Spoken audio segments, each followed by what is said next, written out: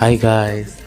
അപ്പോൾ നിങ്ങളുടെ മുമ്പിൽ കുറേ സമയത്തിന് ശേഷം വീണ്ടും ഞാനൊരു വീഡിയോ ആയിട്ട് പുതിയൊരു ടോപ്പിക്കായിട്ട് വന്നിരിക്കുകയാണ്. എൻ്റെ കഴിഞ്ഞ വീഡിയോ മറ്റേ ക്രിബ് ഉണ്ടാക്കൽ, അതിലൊക്കെ നിങ്ങളുടെ ഒരുപാട് സ്നേഹവും ലൈക്സും കിട്ടിയ എൻ്റെ ഒരു പ്രോത്സാഹനമായിട്ടാണ് ഞാൻ ഈ അടുത്ത വീഡിയോ ഷെയർ ചെയ്യണത്. അപ്പോൾ ഈ പ്രാവശ്യത്തെ ടോപ്പിക്കാണ് നമ്മൾ ഷെയർ ചെയ്യണത് ഉത്തരായൺ എന്ന് പറയുന്നത് ഗുജറാത്തിലെ ഒരു എല്ലാവരും നല്ല രീതിയിൽ നല്ല സന്തോഷത്തോടെ ആഘോഷിക്കുന്ന ഒരു ഫെസ്റ്റിവലാണ്.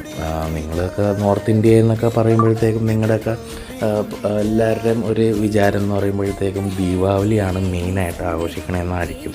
പക്ഷേ അങ്ങനെയല്ല ഗൈസ്.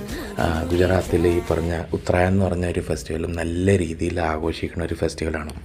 ഇതിലെന്ന് പറയുമ്പോഴത്തേക്കും വെളുപ്പിന് 5 മണിക്ക് എണീറ്റ് എല്ലാവരും കുടുംബത്തിലുള്ള പിള്ളേരായാലും മുതിർന്നവരായാലും എല്ലാ അംഗങ്ങളും ടെറസിൻ്റെ പൊക്കത്ത് വെളുപ്പിന് തന്നെ പട്ടവും അത് ഇതൊക്കെ ആയിട്ട് കയറി രാവിലെ തൊട്ട് തന്നെ പട്ടം പറപ്പിക്കൽ തുടങ്ങും. ഇതിൻ്റെ ഡിഫിക്കൾട്ട് പാർട്ട് എന്താണെന്ന് വെച്ചാൽ അന്നത്തെ ദിവസം കാറ്റുണ്ടാവില്ല. അപ്പോൾ ഒരു പട്ടം പറപ്പിച്ച് കിട്ടാനുള്ള ബുദ്ധിമുട്ടും കാര്യങ്ങളും അതിൻ്റേതായ സന്തോഷം ചിരികളായിട്ടാണ് ഇങ്ങനെ പോണത്. പിന്നെ ഇതോടെ തീരണില്ല. വൈകുന്നേരം ആകുമ്പോഴത്തേക്കും പിന്നെ ഒരു പടക്കം പൊട്ടിക്കലാണ്. അന്ന് ആ പടക്കം പൊട്ടിക്കൽ നിങ്ങൾ കാണുമ്പോഴത്തേക്കും നിങ്ങൾക്ക് തോന്നും, ദൈവമേ ഇത് ഉത്തരായണാണ് ദീപാവലിയാണ്, അന്ന് തിരിച്ചറിയാൻ പറ്റാത്ത രീതിയിലാണ് പടക്കം പൊട്ടണത്.